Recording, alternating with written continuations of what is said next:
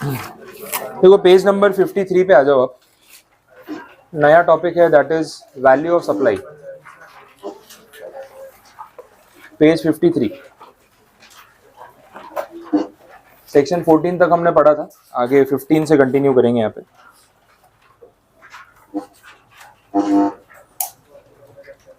देखो time of supply, value of supply, place of supply, तीन चीज़ों पे बात हो रही थी। तो मैंने आपको बोला था कि ये 3 पिलर्स हैं कहीं ना कहीं डिसाइड करने के लिए कि जीएसटी कौन सी डेट पे कलेक्ट करना है, कितनी वैल्यू पे कलेक्ट करना है और कौन सा जीएसटी कलेक्ट करना है डिपेंडिंग ऑन द लोकेशन। तो ये 3 टॉपिक्स होते हैं। टाइम ऑफ सप्लाई पे अपन बात कर चुके हैं, डेट डिसाइड करना कि इस डेट पे ट्रांजेक्शन कंप्लीट हो गया तो नेक्स्ट मंथ आपको जीएसटी सबमिट करना है। वैसे ही अब जो अगला टॉपिक है that is called value of supply. नाम से ही पता चल रहा है कि यहाँ पे हम वैल्यूएशन की बात करने वाले हैं कि जो भी जीएसटी है, मैंने आपको बोला था कि it is ad valorem tax या ड्यूटी जो परसेंटेज में लग रही है। भाई 5% रेट हो या 28% हो, लेकिन परसेंट है मतलब कुछ ना कुछ वैल्यू होगी जिसके ऊपर लगेगा। तो अगर वैल्यू में थोड़ा सा भी मैनिपुलेशन होगा तो गवर्नमेंट के रेवेन्यू पे उसका डायरेक्ट इम्पैक्ट होने वाला है और वो इसमें कोई रिस्क लेंगे नहीं, वो ऑब्वियस है।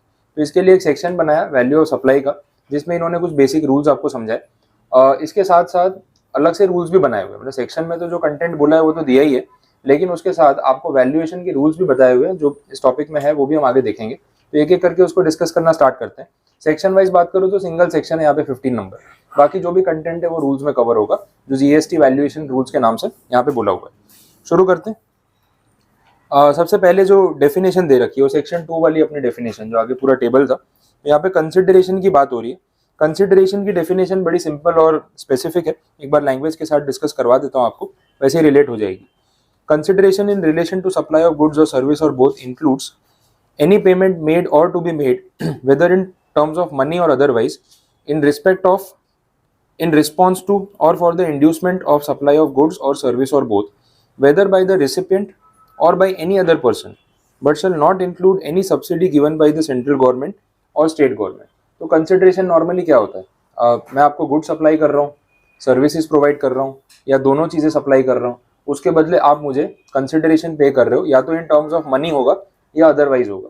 तो आप सामने आप भी कुछ गुड्स या सर्विसेज देके भी उस चीज़ को सेटल कर सकते हो, इवन दैट इज ओके। तो कंसिडरेशन मनी के टर्म्स में भी हो सकता है, अदरवाइज भी हो सकता है, बड़ी ऑब्वियस सी बात थी, कुछ नया नहीं। इसके अलावा इन्होंने एक्सक्लूजन में एक चीज़ रखी है, ये बोला कि अगर सेंट्रल गवर्नमेंट या स्टेट गवर्नमेंट कोई सब्सिडी देती है, that subsidy is not a part of consideration, क्योंकि इम्प्लाइड है बायर अपनी पॉकेट से पैसा पे नहीं कर रहा। और गवर्नमेंट सब्सिडी बहुत सारी चीज़ों पे होती है, कितनी बार इंडस्ट्रीज को बढ़ाने के लिए, प्लांट एंड मशीनरी इंस्टॉल करने पे भी स्टेट लेवल और सेंट्रल लेवल की सब्सिडीज होती हैं। तो उसमें ये है कि आप मशीन इंस्टॉल करो, 1 लाख रुपए की मशीन है, 20% पैसा गवर्नमेंट स्पॉन्सर करेगी, तो आपकी पॉकेट से कितना जाएगा 80,000, और बाकी का 20,000 जो सरकार पे करेगी, आपको नहीं करना है। तो आपके लिए कंसिडरेशन कितना हुआ, 80,000 ही हुआ। तो ये पॉइंट यहाँ पे क्लैरिफाई कर दिया। तो जो पैसा आपकी पॉकेट से गया नहीं है वो आपके लिए कंसिडरेशन का पार्ट नहीं हो सकता। तो जीएसटी जो है वो भी फिर 80,000 पे लगेगा, वो बात आने वाली आगे सेक्शन में अपने देखेंगे। क्लियर? बाकी देखते हैं। The monetary value of any act और फॉरबेरेंस। फॉरबेरेंस मतलब एक्ट करना, मतलब ऑब्वियसली कोई स्टेप लेना, कोई एक्टिविटी करना।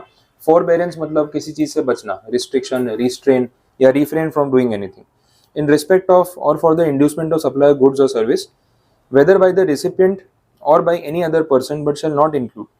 ये रिपीट ही हो गया एक्चुअली, ठीक है, कुछ नया पॉइंट नहीं निकला, जाने दो। प्रोवाइडेड दैट में a deposit given in respect of such supply of goods or service or both shall not be considered as payment made for such supply unless the supplier applies such deposit as consideration for the said supply. Security deposit जो अपने बोलते हैं ना, ये उसकी बात हो रही है।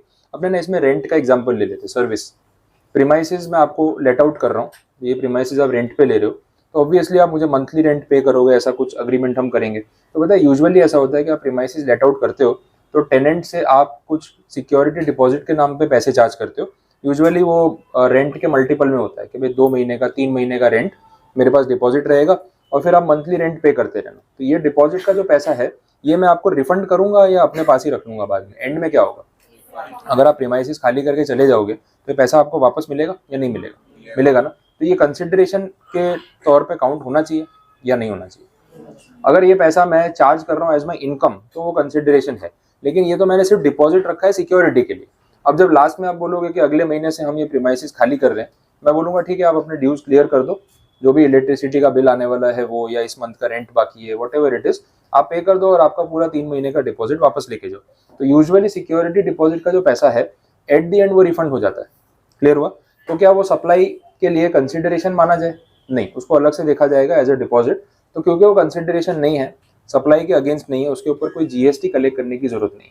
तो मैं अगर आपसे पैसा डिपॉजिट के तौर पे रखवा रहा हूँ, मैं उस पर आपसे कोई जीएसटी चार्ज करने वाला नहीं। हाँ, रेंट का अमाउंट अलग होता है, तो दोनों ट्रांजेक्शन्स को डिफरेंटली ट्रीट करना है। एक सिचुएशन और आती है इसमें जो प्रैक्टिकल है, जैसे होता है ना, टेनेंट लास्ट मंथ में नोटिस दे रहा है कि भाई मैं प्रीमाइसिस खाली कर रहा हूँ, तो अब लास्ट मंथ का रेंट बाकी है, इलेक्ट्रिसिटी का पैसा, सोसाइटी का मेंटेनेंस, ये सब पेंडिंग है। तो वो क्या करेगा, पैसा कैश में देगा, फिर 3 महीने का पूरा रिफंड लेके जाएगा, या आमने सामने एडजस्ट कर सकते हैं? एडजस्ट कर सकते हैं। तो जितना एडजस्ट कर लिया वो तो कंसिडरेशन बन गया ना, बाकी का जो रिफंड कर दिया वो कंसिडरेशन नहीं माना जाएगा। आगे समझ में क्लियर? तो ये बड़ी प्रैक्टिकल सिचुएशन थी, यहाँ पे बता दिया। आगे बढ़ते हैं, अब सेक्शन पे चल रहे हैं, value of taxable supply. Section 15 क्या बोल रहा है? बहुत सिंपल है। अब जिन्होंने आपने कस्टम पढ़ा है तो आपको ये थोड़ा जल्दी रिलेट होगा, क्योंकि सेम स्टोरी है। नहीं भी पढ़ा है तो मैं बता ही रहा हूँ, तो कोई ऐसी प्रॉब्लम वाली बात नहीं।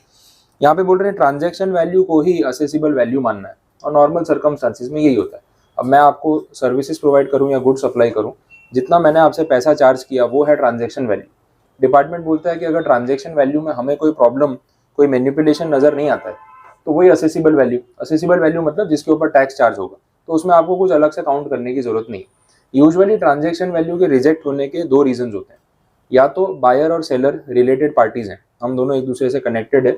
रिलेटेड पार्टी की भी अपनी डेफिनेशन है कि क्यों लिंक्ड है, और उसमें होल्डिंग सब्सिडरी आ सकता है, एसोसिएट कंपनी आ सकता है, फैमिली रिलेशन आ सकता है, 2 कंपनी में कॉमन डायरेक्टर्स, कॉमन पार्टनर्स, ये सब आ सकता है। तो इन सब रीजंस की वजह से 2 एंटिटीज को आपस में रिलेटेड माना जाएगा। जो 2 पार्टीज रिलेटेड है तो प्राइस पे मैनिपुलेशन होने के चांसेस ज्यादा होते हैं। नो डाउट, ऐसा नहीं है कि हो ही रहा होगा, लेकिन प्रोबेबिलिटी रहती है। तो वहां पे ट्रांजैक्शन वैल्यू के ऊपर एक बार उसको स्क्रूटिनाइज किया जाएगा कि सही है या नहीं।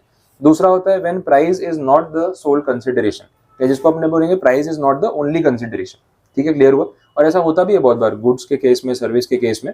मैं आपको कोई गुड्स बेच रहा हूँ, उसका ट्रांजेक्शन का वैसे अमाउंट होता है 10 लाख रुपए। मैंने बोला मुझे 10 लाख रुपए ना पूरे मनी के टर्म्स में नहीं चाहिए, आप मुझे 7 लाख रुपए मनी के टर्म्स में दे दो, और बाकी ना आप मुझे सामने कोई गुड्स सेल कर दो, क्योंकि आप भी कुछ गुड्स बेचते हो, मैं भी कुछ गुड्स बेच रहा हूँ। जो आप सेल करते हो मुझे खरीदने ही है, तो एक काम करो ना, इन काइंड पेमेंट कर दो। तो 7 लाख रुपए कैश दे दो, 3 लाख रुपए की वैल्यू के गुड्स दे दो। अब इस सिचुएशन में जो मैंने आपको पूरा कंसाइनमेंट बेचा, उसकी ट्रांजैक्शन वैल्यू क्या माननी चाहिए? 7 लाख माननी चाहिए, 10 लाख माननी चाहिए? 10 लाख ही मानेंगे ना, क्योंकि आपने जो मुझे पेमेंट किया वो partly in terms of money है और partly in terms of kind है या गुड्स है। तो उस सिचुएशन में वैल्यू तो टोटली मानी जाएगी ना, जिसपे जीएसटी लगेगा। तो ये सारी बातें यहाँ पे क्लैरिफाई हो जाती है। तो if buyer and seller are related, transaction value may be rejected, and if price is not the sole consideration, तो भी ये प्रॉब्लम यहाँ पे आ सकती है। तो कॉमनली ये 2 रीजन होते हैं ट्रांजैक्शन वैल्यू के रिजेक्ट होने के, बाकी कोई इशू नहीं आता। क्लियर? तो ये नॉर्मल सिचुएशन हो गई 15 सबसेक्शन 1 में।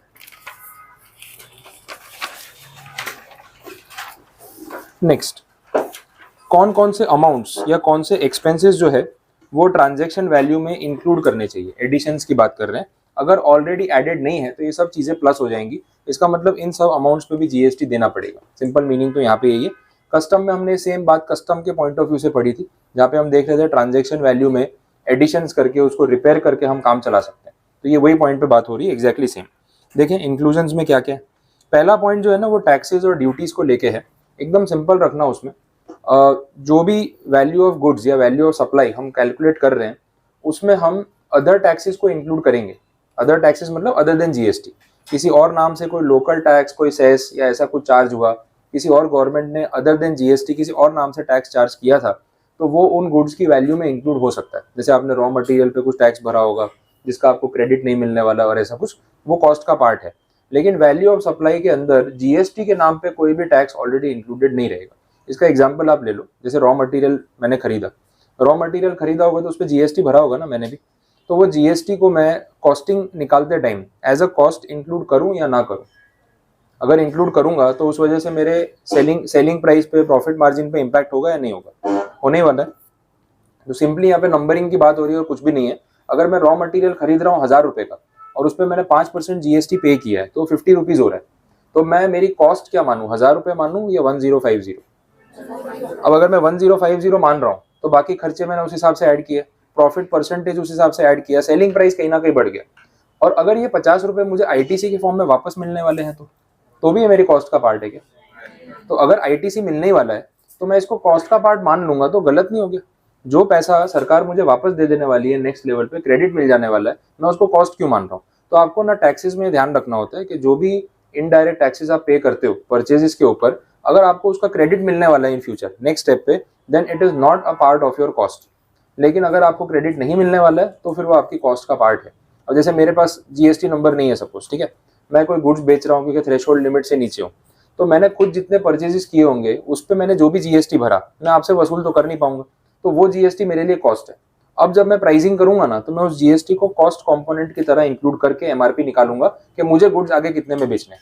लेकिन यही अगर मैं जीएसटी में रजिस्टर्ड हूँ, मुझे पता है आईटीसी मिल जाने वाला है, टेम्परेरीली 50 रुपए भरे भी हैं, तो जब आपसे कलेक्ट करूंगा तो सेटल हो ही जाएंगे ना, तो एट दी एंड वो मेरी पॉकेट से जाने वाले नहीं। तो अगर मैं उसको कॉस्ट का पार्ट बना रहा हूँ तो मैं गलत कैलकुलेशन कर रहा हूँ। इससे क्या होगा, प्राइस इन्फ्लेट हो जाएगा, अननेसेसरी एक एमआरपी बढ़ जाएगा, कंपटीशन में आप ही को नुकसान होगा क्योंकि सेल पे असर पड़ेगा अगर चीज महंगी हो गई। समझ में आ रहा है? तो ये चीजें हमें ध्यान रखनी है। तो यहाँ पे यही बोला है कि जो वैल्यू ऑफ सप्लाई या कॉस्ट आप कैलकुलेट कर रहे हो कि कितने पे जीएसटी चार्ज करना है, तो उसमें इनपुट जीएसटी को इंक्लूड मत करो। इनपुट जीएसटी के नाम पे आपने सीजीएसटी भरा हो या आईजीएसटी भरा हो उसको इंक्लूड मत करो। उसके अलावा और कोई लोकल टैक्सेस आपने पे किए हैं तो वो इंक्लूड कर लो। तो जीएसटी पे जीएसटी नहीं लगा सकते, बाकी कोई ड्यूटीज के ऊपर जीएसटी लगा सकते। कहने का सिंपल मीनिंग ये हो गया, ठीक है। अगर ऐसा अलाउ कर देते कि जीएसटी पे भी जीएसटी लगाओ तो उसको कास्केडिंग इफेक्ट बोलते हैं। टैक्स के ऊपर टैक्स लगना, वो टैक्सेशन की लैंग्वेज में कास्केडिंग इफेक्ट, तो मतलब डबल टैक्सेशन हो रहा है वो, और वो सही नहीं, तो वो अलाउ नहीं करते। तो अपने फेवर में ही तो बात हो रही है।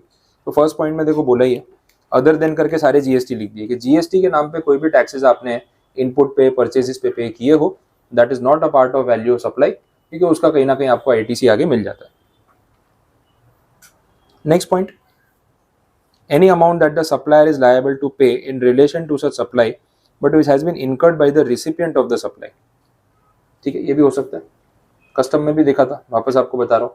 इस सिचुएशन में ये है कि मैंने आपको जो गुड्स बेचे हैं तो मैंने ना उसका आपसे पूरा पेमेंट नहीं लिया। वो जैसे 10 लाख वाला मैंने अभी एग्जांपल दिया था, मैंने बोला एक काम करो 10 लाख का गुड्स मैंने आपको बेचा है, मुझे सिर्फ 6 लाख रुपए दे दो, ठीक है, बाकी के 4 लाख रुपए आप मुझे मत पे करो। तो बोले सर किसको पे करे, कैसे पे करे। मतलब मेरा जो सप्लायर है ना, वेंडर जिससे मैंने गुड्स खरीदा है, डायरेक्ट उसके नाम का चेक बना के उसको पेमेंट कर दो। तो ऑन पेपर बुक्स में ये अमाउंट मेरे पास आया ही नहीं, सीधा बाहर चला गया थर्ड पार्टी को।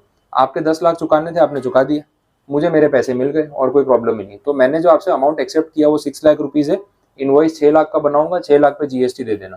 तो आपको ये नहीं लग रहा कि डिपार्टमेंट का नुकसान हो गया यहाँ पे? 10 लाख रुपए का सामान बेचा, 6 लाख का बिल बनाया और जीएसटी से 6 लाख पे कलेक्ट किया, तो ऐसे तो रेवेन्यू लॉस कितना होगा।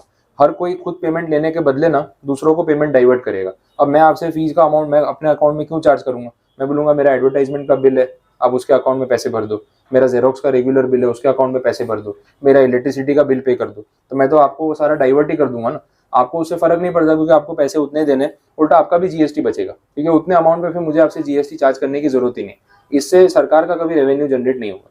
तो बोला ऐसा करेंगे तो नहीं चलेगा, और अगर किया है तो वैल्यू ऑफ सप्लाई में वो अमाउंट इंक्लूड होगा। तो जो 6 लाख का बिल मैंने बनाया और जो 4 लाख आपने मेरे बिहाफ पे किसी और को चुकाए, वो 4 लाख भी इंक्लूड होंगे और जीएसटी मुझे 10 लाख पे ही लेना पड़ेगा। आ गया समझ में? तो ये कोई भी ट्रिक काम नहीं करेगी अगर आप जीएसटी बचाने की कोशिश कर रहे हो। ये सारे रास्ते उन्होंने ब्लॉक कर दिए। क्लियर? सी पॉइंट में देख लो, ये इंसिडेंटल एक्सपेंसेस, सप्लाईज के साथ साथ जो खर्चे होते हैं ना, वो कमीशन का खर्चा, सप्लाई गुड्स को पैक करने का खर्चा, ये सारी चीज़ें अगर आपने कस्टमर से अलग से चार्ज किया और वो प्राइस में इंक्लूडेड नहीं है तो सेपरेटली ऐड होगा और उसके ऊपर भी जीएसटी लगेगा। पैकिंग चार्जेस, बहुत बार होता है कस्टमर बोलता है कि यार ट्रांसपोर्ट में गुड्स डैमेज हो जाएंगे, आप इसको और ज़्यादा पैक कर देना, डबल पैकिंग कर देना, कॉस्ट मेरे से एक्स्ट्रा ले लेना, प्रॉब्लम नहीं है, लेकिन आप पैकिंग और कर दो, चार्जेस ले लो। तो वो चार्जेस आप बिल में अलग से जोड़ोगे तो उन चार्जेस पे भी जीएसटी लगेगा। ये भी क्लैरिफाई कर दिया, ठीक है। नेक्स्ट पॉइंट, इंटरेस्ट और लेट फीस, ये तो बात हो ही रही थी ना अपनी सप्लाई वाले में भी, और अभी टाइम ऑफ सप्लाई और सर्विस में भी हमने देखा 12 सबसेक्शन 6, 13 सबसेक्शन 6। तो अगर आप पेमेंट लेट करते हो तो मैं क्या करूँगा, इंटरेस्ट जोड़ के बिल भेजूंगा, वो इंटरेस्ट जो है उसके ऊपर भी जीएसटी मैं आपसे कलेक्ट करूंगा। तो ये भी क्लियर हो गया, वैल्यू ऑफ सप्लाई का पार्ट है। सब्सिडीज वाला पॉइंट ध्यान रखना, ये अच्छा पॉइंट है, इसको आप स्टार मार्क कर लो, कैलकुलेशन में ये काम आएगा। सब्सिडी, सब्सिडी का मतलब क्या होता है कि कोई स्पॉन्सर कर रहा है, आपका खर्चा था लेकिन वो खर्चा आपके बिहाफ पे कोई और कर रहा है, ग्रांट, सब्सिडी वैसे अपने बोलते हैं। अब इसमें ऐसा है कि सब्सिडी में उन्होंने 2 टाइप्स में इसको डिवाइड कर दिया। एक होता है गवर्नमेंट सब्सिडी और एक होता है प्राइवेट सब्सिडी। अगर सेंट्रल गवर्नमेंट, स्टेट गवर्नमेंट, उनकी लोकल अथॉरिटीज वो आपको सब्सिडी दे रहे हैं तो that subsidy is a genuine subsidy for the purpose of GST. तो मैं अभी आपको स्टार्टिंग में एग्जांपल दे रहा था कि भाई 1 लाख रुपए की मशीन मैं इंस्टॉल कर रहा हूँ, गुजरात गवर्नमेंट ने बोला कि हम इसके ऊपर ना 20% सब्सिडी आपको देंगे, तो आपको 80,000 ही देने हैं, और इंडस्ट्री लगाओ, फैक्ट्री बनाओ, बिजनेस आगे बढ़ाओ, तो स्टेट का भी फायदा होगा। तो इस सिचुएशन में मेरी पॉकेट से कितने पैसे गए? 80,000। ठीक है, मशीन वैसे 1 लाख की है। अच्छा, मशीन बेचने वाले को कितने पैसे मिले? 80,000 मिले या पूरे 1 लाख मिले? क्योंकि मैंने 80,000 दिए, लेकिन सब्सिडी के तौर पे गवर्नमेंट ने 20,000 अपनी पॉकेट से दिए, उसकी कमाई तो 1 लाख रुपए की ही हुई है। लेकिन पॉइंट ये है कि अब इस पूरे ट्रांजेक्शन में वो जीएसटी मुझसे कितने अमाउंट पे चार्ज करेगा? 80,000 पे या 1 लाख पे? वो कितने पे चार्ज करेगा? 80,000 पे। रीजन ये है कि जो सब्सिडी है वो कौन दे रहा है? सरकार खुद दे रही है। सरकार को तो पता ही है कि हम ही सब्सिडी दे रहे हैं, तो इसमें जीएसटी की चोरी करने की कोई कोशिश नहीं हो रही है। This is a genuine subsidy. तो बोला कि अगर गवर्नमेंट बेस्ड सब्सिडी है या गवर्नमेंट अथॉरिटी सब्सिडी दे रही है, तो वो अमाउंट के ऊपर जीएसटी नहीं लगेगा, सिर्फ बाकी के अमाउंट पर लगेगा जो एक्चुअली में यूजर अपनी पॉकेट से पे कर रहा है, जो 80,000 मैं पे कर रहा है। समझ आ गया? लेकिन यही सब्सिडी अगर कोई प्राइवेट एंटिटी, कोई एसोसिएशन, कोई ट्रस्ट, ऐसा कोई पे कर रहा हो तो फिर गवर्नमेंट बोलेगी भाई उस पर तो पूरे पे जीएसटी आएगा। ये तो पता है कैसा होगा? आज आपको फैक्ट्री डालनी है, मशीन लगानी है, मैं देता हूँ ना सब्सिडी, मेरे से ले लो सब्सिडी। समझ आया? No GST. कल को मुझे फैक्ट्री इंस्टॉल करनी होगी, मैं आप में से किसी को पूछूंगा यार कोई तो सब्सिडी दे दो मेरे को, मेरा भी जीएसटी बच जाए। तो लोग एक दूसरे को सब्सिडी दे दे के जीएसटी बचा रहे हैं, और सरकार को जीएसटी का 1 रुपया नहीं मिल रहा। फिर तो मैं 100% सब्सिडी मांगूंगा और 100% सब्सिडी प्रोवाइड करूंगा। आपको मशीन लगानी हो, मेरे से पूरे पैसे लेके जाना। मुझे मशीन इंस्टॉल करनी होगी, मैं आपसे पैसे ले लूंगा, बोलूंगा सब्सिडी थी, मैंने तो अपनी जेब से पैसे लगाए नहीं, तो काय का जीएसटी। समझ आ रहा है? तो गवर्नमेंट बोलेगी अगर ऐसे एक दूसरे को लोग सब्सिडी बांटेंगे तो हमें खुद सब्सिडी की जरूरत पड़ जाएगी, वर्ल्ड बैंक से लेनी पड़ेगी। समझ में आया? तो ऑब्वियसली ऐसा नहीं होना चाहिए, इसलिए बोला कि सिर्फ गवर्नमेंट बेस्ड सब्सिडी जो है वो जेन्युइन मानी जाएगी और उस पर जीएसटी नहीं आएगा। अदरवाइज अदर देन गवर्नमेंट कोई भी किसी को जेन्युइन सब्सिडी भी प्रोवाइड कर रहा है ना, जीएसटी हम पूरे अमाउंट पे चार्ज करेंगे। ये एकदम लॉजिकल उसका बाइफर्केशन उन्होंने किया। क्लियर?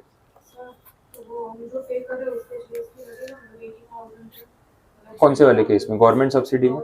हाँ, गवर्नमेंट सब्सिडी में 80,000 जो हम अपनी पॉकेट से पे कर रहे हैं उस पर हमें जीएसटी देना है। वो जो 20,000 गवर्नमेंट ने पे किया ना सेलर को, उस पर हमें जीएसटी नहीं देना, उस पर कोई जीएसटी लग नहीं रहा। लेकिन वही प्राइवेट, जैसे आप होता है ना, टेक्सटाइल एसोसिएशन है या वीवर्स एसोसिएशन है या इंडस्ट्रियल एसोसिएशन है, तो उनका कोई सिस्टम होगा कि हमारे एरिया में जैसे जीआईडीसी और ये सब लोकेशन बनी हुई है, तो भाई यहाँ पे अगर कोई फैक्ट्री लगाता है ना, तो हमारी एसोसिएशन 5% सब्सिडी देती है। तो वो 5% सब्सिडी में आपका जीएसटी का कोई फायदा नहीं होगा। 1 लाख की मशीन है, भले आप एक्चुअल में 95,000 ही पे कर रहे हो और 5,000 वो पे कर रहे हैं, लेकिन फिर भी जो जीएसटी वाला बिल बनेगा वो पूरे 1 लाख पे जीएसटी काउंट होगा, क्योंकि जो सब्सिडी दी जा रही है ना, वो गवर्नमेंट नहीं दे रही, कोई अदर पर्सन दे रहा है, इसलिए तो ये डिफरेंस रहेगा। ठीक है, नेक्स्ट एफ पॉइंट जो है उसमें डिस्काउंट की बात हो रही है। डिस्काउंट वाला पॉइंट बड़ा डिटेल में, वही मेन एक्चुअली इस सेक्शन का हाईलाइट है, क्योंकि नेक्स्ट जो सबसेक्शन 3 आपको दिख रहा है ना, उसमें एक्सक्लूजन्स में भी डिस्काउंट पे बात होने वाली है। तो मैं ना वो सबसेक्शन और क्लॉज के हिसाब से नहीं, ओवरऑल आपको डिस्काउंट की पूरी सिचुएशन बता देता हूँ कि इसमें हो क्या रहा है और कैसे हमें जीएसटी काउंट करना है, वो आप देख लो। जैसे डिस्काउंट की बात अगर कर रहे हैं तो एक सिंपल रूल इन्होंने ऐसा बोला, डिस्काउंट जो है वो एक कॉमन प्रैक्टिस है बिजनेस में, और इंडियन कस्टमर डिस्काउंट के बिना शॉपिंग करता भी नहीं, तो ये तो कॉमन प्रैक्टिस है। अब वो होलसेलर लेवल पे हो, रिटेलर लेवल पे हो या कंज्यूमर लेवल पे हो, डिस्काउंट देने में कोई ऐसी चोरी करने वाली बात नहीं है, तो एक मार्केट प्रैक्टिस है, दिस इज कॉमन। तो इसमें ऐसा बोला गया कि अगर डिस्काउंट दिया जा रहा है और at the time of supply, आपको पता है टाइम ऑफ सप्लाई क्या है, तो अगर at the time of supply ये डिसाइडेड था कि हाँ भाई डिस्काउंट दिया जा रहा है, तो फिर जीएसटी नेट अमाउंट पे लगेगा, ग्रॉस अमाउंट पे नहीं। मतलब डिस्काउंट का जो पोर्शन है उस पर आपको जीएसटी देने की जरूरत नहीं। आया समझ में? आप स्टोर्स में जाते हो, इलेक्ट्रॉनिक प्रोडक्ट खरीदते हो, कपड़े खरीदते हो, वहाँ नहीं लिखा हो 30% डिस्काउंट, फ्लैट 30%। अच्छा, उनकी स्कीम अलग होती है, अप टू 60% ऑफ, वो वाला तो स्कैम ही होता है। कभी आपने कपड़ों के शोरूम में तो खासकर अप टू 60% ऑफ लिख के ना आपको अट्रैक्ट करते हैं। 60% ना इतना बड़ा सा लिखा होता है और अप टू इतना छोटा सा लिखा होता है। मतलब ये अप टू भी तो बड़ा लिखो, वो आप जब तक है ना उसके शोरूम के बाहर जाके खड़े होकर नहीं देखोगे ना, अप टू नजर नहीं आएगा आपको रोड से, वो 60 दिखेगा। 60% देख के आप चले गए अंदर, एक्चुअली में क्या निकलता है फिर? होता है 60%। जो पसंद आता है सर ये तो फ्रेश स्टॉक है, इस पर डिस्काउंट नहीं है, मतलब तुमको पता है जो कस्टमर को अच्छा लगेगा वो फ्रेश स्टॉक में रखोगे।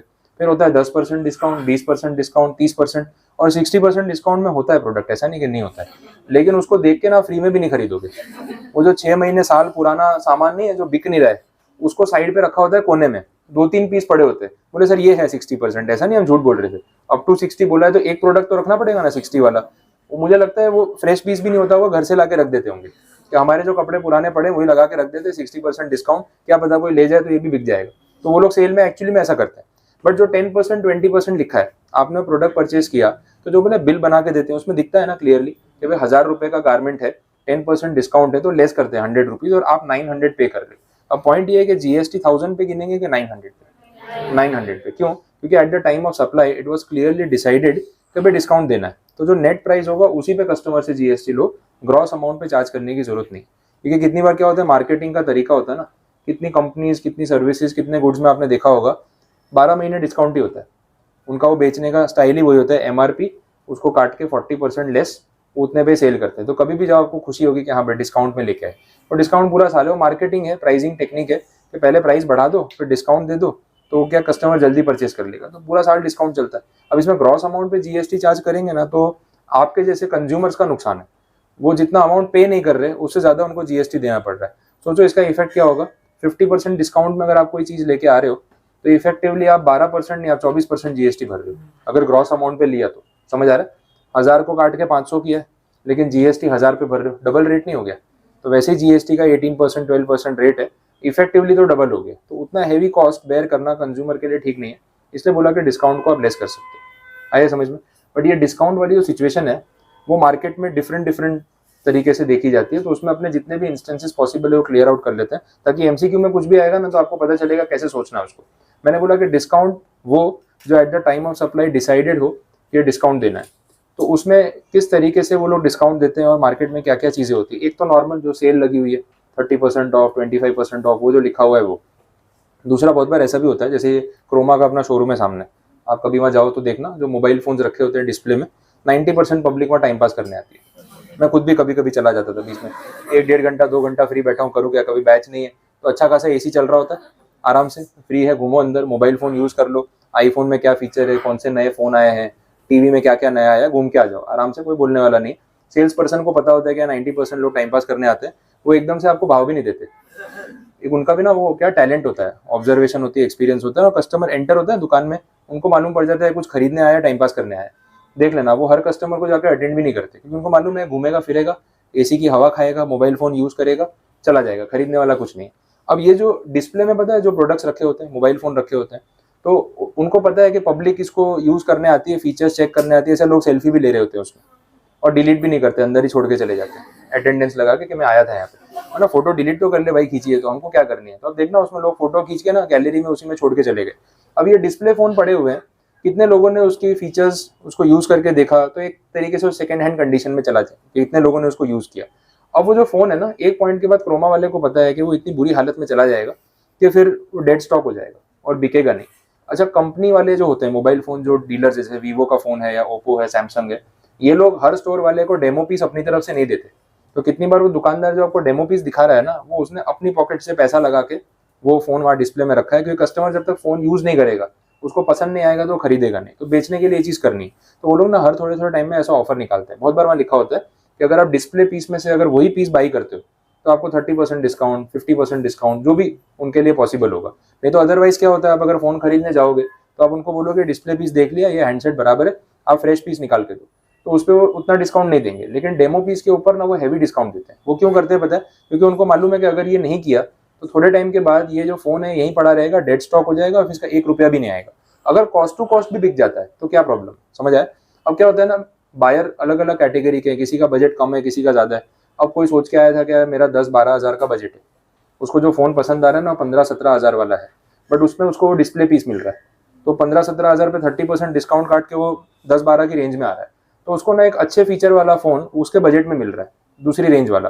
तो कितने कस्टमर स्मार्ट होते हैं, मतलब देखा फ़ोन में कोई स्क्रैच वैच नहीं है, कोई प्रॉब्लम नहीं है, बिल पहली बार बनने वाला है, वारंटी मिलने वाली है, तो क्या प्रॉब्लम है अगर परचेस कर भी लिया, स्क्रीन गार्ड लगा हुआ है उसके ऊपर, कवर लगा हुआ है, तो डैमेज नहीं है, तो लोग ले लेते हैं। तो ऐसे पीस उनके सेल हो जाते हैं। अब ये जो डिस्काउंट उन्होंने दिया, ये बोल के दिया ना at the time of supply, आपको पता था ना खरीदते टाइम के इस पे इतना डिस्काउंट होगा, तो फिर जीएसटी कितने अमाउंट पे लगेगा, ग्रॉस अमाउंट पे या नेट अमाउंट पे? नेट अमाउंट पे। समझ आया? ये सिचुएशन होती है।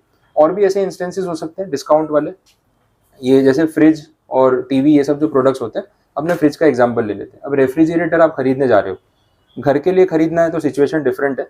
कितने लोग नहीं होते जिनके शॉप्स होती है, तो शॉप में उनको फ्रिज रखना है, ठीक है, तो वो रेफ्रिजरेटर जो परचेस कर रहे हैं शॉप के लिए, उसमें उसका कलर, उसका लुक इतना मैटर नहीं करता। मैटर क्या करता है कि भाई पावर सेवर होना चाहिए और कम से कम खर्चे में जितना चाहिए उतना मिल जाए वो अच्छा है। अब ये जो क्रोमा और ये सब बड़े बड़े स्टोर्स होते हैं, इनके पास जितने भी इलेक्ट्रॉनिक गुड्स होते हैं जैसे फ्रिज और ये सब है, इसमें ना इनके पास डैमेज पीस होते हैं। ठीक है, बहुत बार होता है डैमेज पीस होते हैं, क्योंकि ट्रांसपोर्टेशन का काम है, कुछ ना कुछ स्क्रैच लग गया, डेंट लग गया, कहीं पर टकरा गया, वो होने ही वाला है। बट वो पीसेस ना वो लोग डिस्प्ले में नहीं रखेंगे। अब सोचो क्रोमा में आप गए हो नया फ्रिज खरीदने घर के लिए, डिस्प्ले में सारे ऐसे टूटे फूटे पीस लगा रखे हैं, स्क्रैच वाले, डेंट वाले, ये वो, इस पे इतना डिस्काउंट, मतलब आपको लगेगा मैं शोरूम में आया हूँ कि यार रद्दी की दुकान में भंगार, पता ही नहीं चल रहा है क्या हो रहा है। तो ऑब्वियसली आपको परचेस करने का मन नहीं करेगा। बट वो लोग क्या करते हैं, उनके पास गोडाउन में ना ऐसे पीसेस पड़े होते हैं। अब भाई मेरी शॉप है, मुझे शॉप में रेफ्रिजरेटर रखना है जिसमें स्क्रैच लगा भी हो तो मुझे फर्क नहीं पड़ता, मेरे लिए ना बजट का रिस्ट्रेंट है कि जितने सस्ते में मिल जाए उतना अच्छा। तो मैंने क्रोमा वाले को जाके पूछा कि भाई ये रेफ्रिजरेटर मुझे लेना है, बट मेरा पर्पस जो है ना वो घर का नहीं है, ऐसा ऑफिस पर्पस है या फिर शॉप में रखना है। तो ऐसा कोई रेफ्रिजरेटर है जिसमें थोड़ा सा कुछ स्क्रैच लग गया हो या फिर कुछ थोड़ा सा डैमेज हो गया और जो प्रॉपरली वर्क करे, तो उसमें कुछ डिस्काउंट हो जाए तो मैं लेने के लिए रेडी हूँ। अगर आप सामने से पूछोगे ना तो गोडाउन में ले जाके आपको दिखा देंगे कि भाई ये पीस में ये डैमेज है, हम इस पर आपको 30% लेस कर देंगे, 20% लेस कर देंगे। तो आप सामने से पूछोगे तो बताएंगे, ऐसा होता है। अब इस सिचुएशन में भी जो डिस्काउंट वो आपको दे रहा है at the time of supply, वो डिसाइडेड है या नहीं? ऐसा तो नहीं ना कि बाद में पता चला, जब आप खरीदने गए तो आपको बोला ना कि सर ये पीस अगर आप पसंद करते हो क्योंकि इस पर स्क्रैच है, इसके बदले हम 20% लेस कर देंगे। अब आपको सही लग रहा है तो आप ले लो। अगेन जो बिल बनेगा वो तो डिस्काउंट के बाद ही बनेगा, तो ऑब्वियसली जीएसटी किस अमाउंट पे आएगा, नेट अमाउंट पे आएगा। आया समझ में? ये सिचुएशन होती है। अब इसमें जैसे मैंने आपको शॉप का एग्जांपल दिया, घर के लिए भी तो रेफ्रिजरेटर अपने ले सकते हैं। अब जब घर के लिए रेफ्रिजरेटर लेते हैं तो ऐसा स्क्रैच वाला चलेगा क्या? तो बहुत रिस्की काम है ना। फ्रिज खरीदा आपने, फ्रिज खरीदने के बाद खुद तो लेके आओगे नहीं, वो टेम्पो वाला डिलीवर करने आएगा। अब जैसे टेम्पो वाला सोसाइटी में एंटर होता है ना, वो खिड़कियों पे लोग आके देखने लग जाते हैं, बोले पता नहीं क्या लेके आ गए, फ्रिज कोई नई चीज़ हो, ऐसा होता है।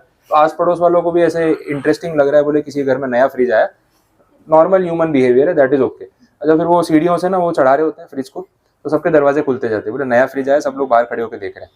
अच्छा कुछ पड़ोसी और एक लेवल आगे होते हैं, आप वो फ्रिज लेके आए ना, साथ साथ में वो भी घर में आ जाते हैं, बोले इसका इनॉग्रेशन हमारे सामने ही होना चाहिए। फ्रिज को रखा वहाँ पे, उसको अनबॉक्सिंग किया, वो अनबॉक्सिंग में हेल्प भी करेंगे आपकी, बोले नहीं हम भी हेल्प कर देते हैं।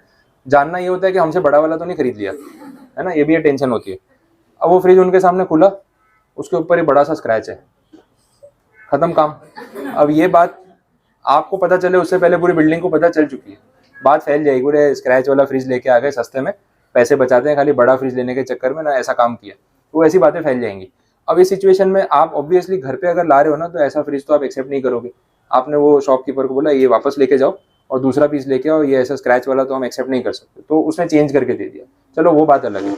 लेकिन इस सिचुएशन में भी कितनी बार कस्टमर और स्मार्ट होते हैं, जो स्क्रैच है ना वो ऐसे उसके फ्रंट डोर पे नहीं है, दिख नहीं रहा है, साइड पे थोड़ा सा स्क्रैच लगा है, और वो नेबर भी साथ साथ में नहीं आए थे कि उनको दिख गया, वो बात भी नहीं हुई है। आपने सोचा यार यही तो मौका है फ़ायदा उठाने का, इसको मोनेटाइज कर लेते हैं। एक स्क्रैच की वैल्यू कम से कम 2-4 हज़ार रुपये की निकलेगी। तो आपने ना वो शॉप के ओनर को बोला कि देखो ये पीस ऐसा आया है, वीडियो बना लिया, फोटो ले लिया आपने, उसको जाके दिखाया कि भाई इसके ऊपर स्क्रैच है। अब वो भी सोच रहा है क्या करूँ, वापस मंगवा के दूसरा भेजूँ। आपने बोला नहीं चलो आपने भेज ही दिया है तो क्यों मेहनत करोगे, वापस लेके जाओगे, दूसरा लेके आओगे, इसके बदले कुछ डिस्काउंट कर दो। ऐसे कस्टमर होते हैं और होने भी चाहिए, उसमें क्या गलत है, तो फेयर है ना। अब स्क्रैच वाली चीज़ भेजी है तो उसको मोनेटाइज करने का मौका मिल रहा है, तो बुरा क्या है। तो आपने उसको बोला क्रोमा वाले को कि यार इसका कुछ डिस्काउंट कर दे, वो करेगा कि नहीं करेगा? वो बोलेगा बोले नहीं मैं आपको दूसरा फ्रिज भिजवा देता हूँ, डिस्काउंट नहीं दूंगा। वो सोचेगा यार एक तो फ्रिज वहाँ पे भेज दिया, फिर पैकिंग करवाऊँ, नीचे उतरवाऊँ, लेबर का चार्ज दूंगा, टेम्पो में मंगवाऊंगा, फिर वापस लोडिंग अनलोडिंग दूसरा पैक करा के भेजूंगा, और ये स्क्रैच वाला यहाँ पे मेरे को 20-30% डिस्काउंट में बेचना पड़ेगा। इससे बेटर है कस्टमर के घर पे पहुँच गया है, डिलीवरी का, ट्रांसपोर्टेशन का सब हो चुका है और यहाँ से निकल गया, 5-10% डिस्काउंट भी देगा ना, खुशी खुशी जाएगा। तो मैनेजर भी स्मार्ट होगा, क्या करेगा, 10% आपको डिस्काउंट कर दिया, आप 10% में बड़े खुश हो, क्योंकि 50,000 का फ्रिज था, 5,000 रुपये डिस्काउंट हो गया, छोटे से स्क्रैच के लिए तो दिखने वाला भी नहीं। फिर आप भी क्या करोगे ना, फ्रिज के ऊपर ना स्टिकर विकर लगाते हैं, आप वो भी लगा दोगे उस पर, तो नेबर के आने से पहले कि पता ना चले कि इसमें ऐसा कुछ हुआ है। तो आपने अच्छा खासा उसको मोनेटाइज करके डिस्काउंट करवा लिया। अब ये जो डिस्काउंट है इसका जीएसटी के साथ क्या कनेक्शन है, जीएसटी बचेगा इसके ऊपर या पूरे अमाउंट पे देना पड़ेगा, क्या करना पड़ेगा? ये डिस्काउंट पहले से डिसाइडेड था at the time of supply? नहीं, आप तो जो भी बिल होगा पूरा अमाउंट पे करके लेके आए थे, तो आपने पूरे अमाउंट पे जीएसटी दे दिया था। अब वो आपको 5,000 रुपये रिफंड कर रहा है या कैशबैक के तौर पे, डिस्काउंट के तौर पे दे रहा है, तो 5,000 प्लस जीएसटी रिफंड करेगा या सिर्फ 5,000 रिफंड करेगा? सिर्फ 5,000, क्योंकि एक बार टाइम ऑफ सप्लाई के टाइम पे जो हो गया, जीएसटी कलेक्ट हो गया, अब वो रिवर्स नहीं होगा, बिल बन चुका है। बाद में डिस्काउंट की बात डिसाइड हुई ना, तो फिर उस सिचुएशन में क्या होगा, आपका जीएसटी गया उस पर, 5,000 मिल रहे हैं ना, फिर उसमें खुश रहो, फिर 5,000 पे 12% में 600 रुपये का नुकसान हो गया, फिर उतनी कंजूसी भी अच्छी नहीं। जो मिल रहा है चुपचाप ले लो, उसमें आपका फायदा ही है। तो प्लस जीएसटी करके आपको पैसा रिफंड नहीं मिलेगा।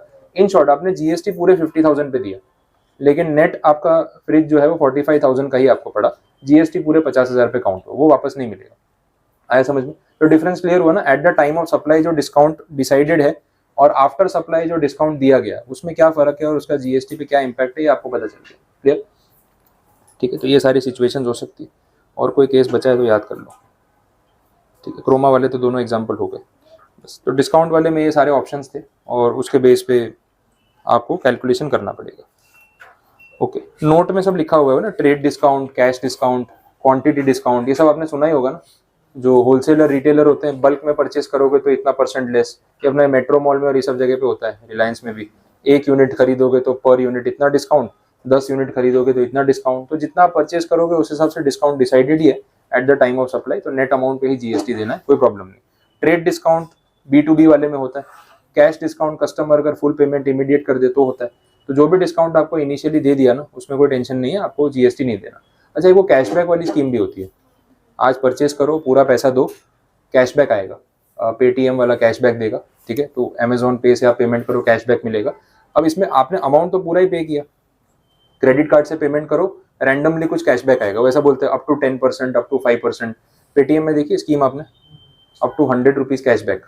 अप टू का मतलब ये है कि 5 रुपये देने वाला है। फिर आप जब कंडीशन में जाके पढ़ते हो ना एग्जैक्ट स्कीम क्या है, तो लिखा होता है minimum 5 rupees and maximum 100 rupees. तो 100 सुन के लगता है 100 रुपये वापस आ जाएंगे, देगा वो 5-7 रुपये से ऊपर नहीं। तो कैशबैक का उन्होंने क्या एक रेंज बता दी होती है, इनको श्योर नहीं है कितना आएगा। तो आपने क्रेडिट कार्ड स्वाइप करा लिया, 10-15 दिन के बाद कुछ कैशबैक आ गया। अब उसमें फिर वो कैशबैक में जीएसटी का क्या होगा? जीएसटी के साथ वापस आएगा?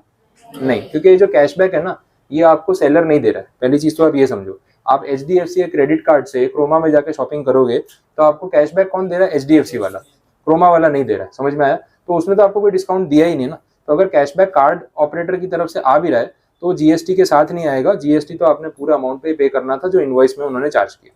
आ गया समझ में? क्लियर? बस, तो ये पूरी डिस्काउंट वाली आपकी कंडीशन हो गई है और सेक्शन 15 आपका इसके साथ कंप्लीट। आगे के पॉइंट्स में जो है उसमें कुछ खास नहीं है।